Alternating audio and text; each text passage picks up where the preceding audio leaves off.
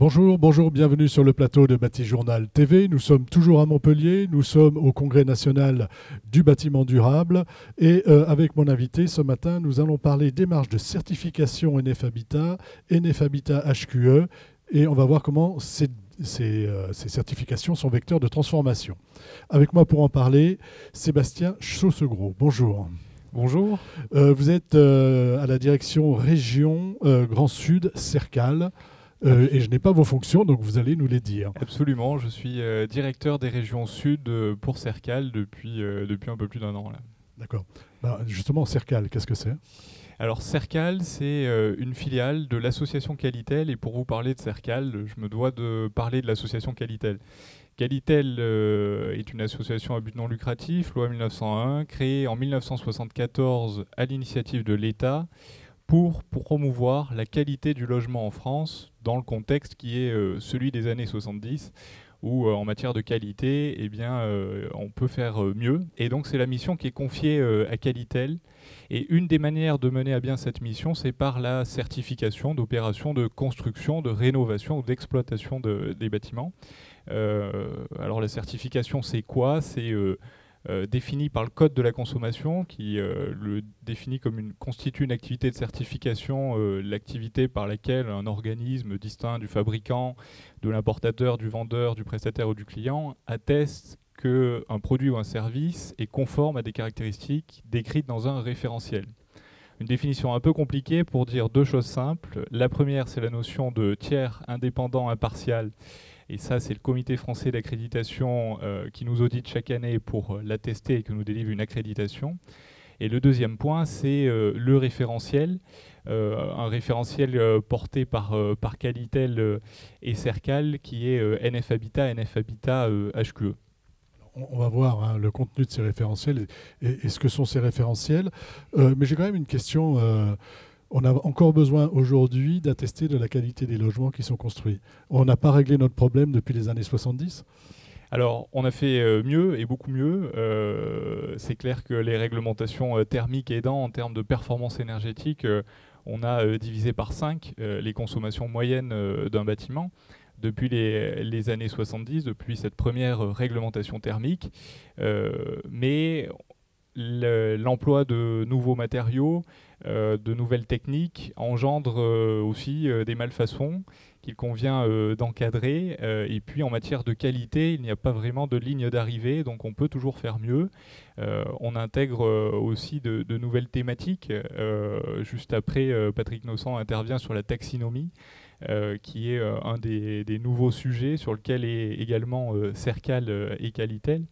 Donc pour accompagner tout ça, on a ce référentiel NF Habitat HQE qui évolue régulièrement.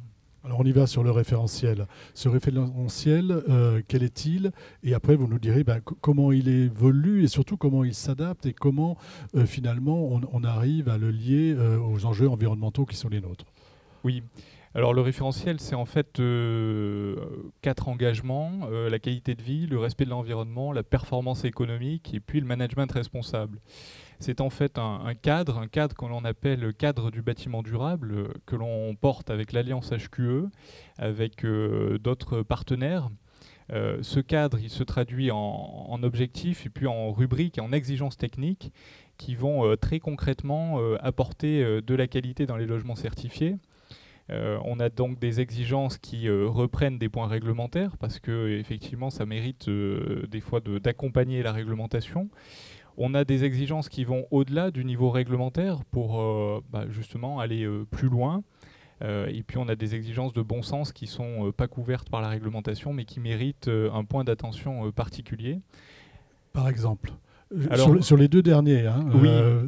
Sur les deux derniers, pour aller plus loin, on a une exigence acoustique qui renforce l'isolement acoustique de 3 décibels au bruit de choc. Alors, 3 décibels, on se dit c'est pas grand-chose par rapport à un niveau réglementaire qui est demandé à 58 décibels, mais 3 décibels, c'est une sensation de bruit divisée par 2 pour l'occupant d'un logement certifié. C'est difficile à comprendre les décibels, mais on sait que ça ne fonctionne pas par 1, 2, 3, 4, 5. Voilà. Et une sensation de bruit divisée par 2 pour l'occupant d'un logement, c'est significatif. Donc ça, c'est pour illustrer l'aspect au-delà de la réglementation. On a aussi des choses beaucoup plus simples sur prévoir un espace de tri pour les déchets, par exemple, dans les parties privatives. Il n'y a pas de réglementation qui impose ça et ça fait partie des exigences du référentiel. Donc des choses qu'on vient ajouter pour essayer d'aller plus loin, justement dans ce qu'on disait, dans la qualité. Enfin, aller plus loin dans la qualité et toujours un peu plus loin. Est-ce que vous aviez fini sur ce point-là ou pas? Oui, pour l'essentiel. Alors, pour terminer peut-être, on a un niveau NF Habitat qui est plutôt sur les qualités essentielles du bâtiment, les exigences de bon sens, les points réglementaires, on va un petit peu plus loin que la réglementation. Et puis on a le niveau NF Habitat HQE, où là, on a un niveau d'entrée, puis des niveaux supérieurs qui permettent de déployer sur l'opération une démarche haute qualité environnementale et avec des exigences qui poussent la qualité. Et on peut aller assez loin sur ce sujet-là. Alors allons un peu loin. Quels sont donnez-moi, pareil comme tout à l'heure, un ou deux exemples pour voir vraiment où on va plus loin avec ce référentiel NF HQE. Alors, avec NF Habitat HQE, ça va passer par une charte chantier propre sur l'opération pour là aussi accompagner les entreprises dans le chantier propre sur le chantier. On va avoir également en termes de performance acoustique, thermique, des exigences qui vont plus loin que le niveau réglementaire. Donc ça se traduit par des isolants supplémentaires dans les coursives, par exemple, en matière d'acoustique. Thermiquement, avec la RT 2012, on a imposé un niveau énergétique supérieur. Donc c'est aujourd'hui une possibilité qui est donnée aussi d'aller viser les seuils 2025 ou 2028 de la RE 2020 et qui sont valorisés dans le niveau NF Habitat HQE. Donc pareil, hein, c'est toujours pour aller plus loin. Absolument. Alors, ces modèles sont en train de se transformer ou se transforment. Expliquez-nous un petit peu de comment ça se passe.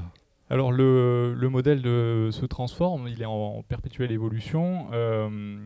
On va sortir au 1er janvier prochain une version 4.2 de notre référentiel NF Habitat HQE pour embarquer de nouveaux enjeux.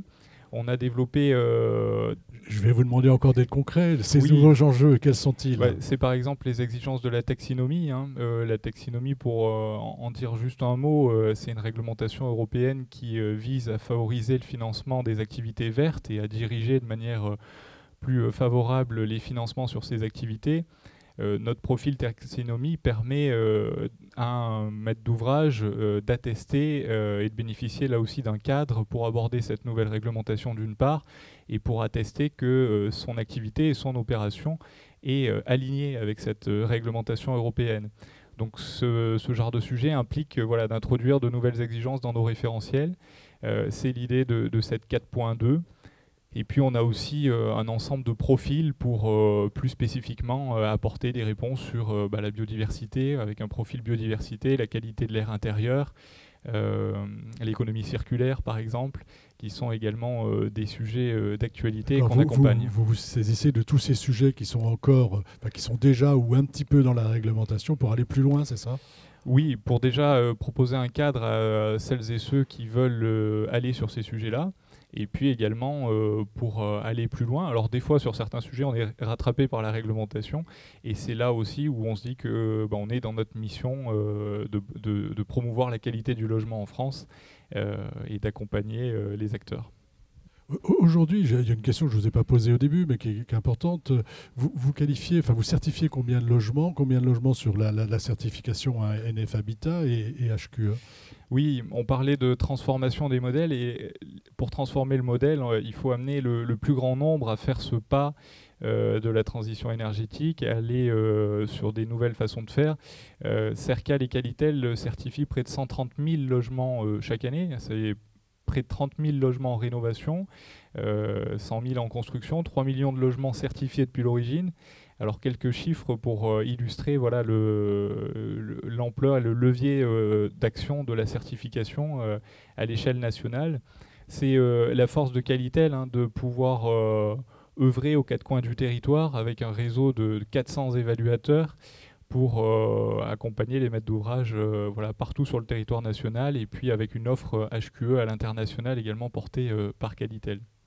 On a vu que vos modèles étaient en train de se transformer, qu'il y avait des évolutions dans la certification. Est-ce qu'il y a des choses qu'on n'a pas dit qui vous semblent importantes de dire et sur lesquelles vous voulez appuyer ?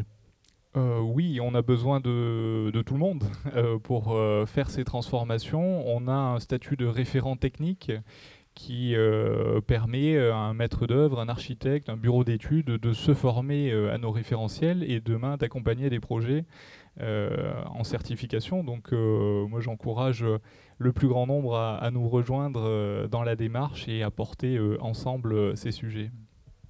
Merci. Merci à Merci vous. d'être venu sur le plateau de Bâti Journal. On a tout dit ?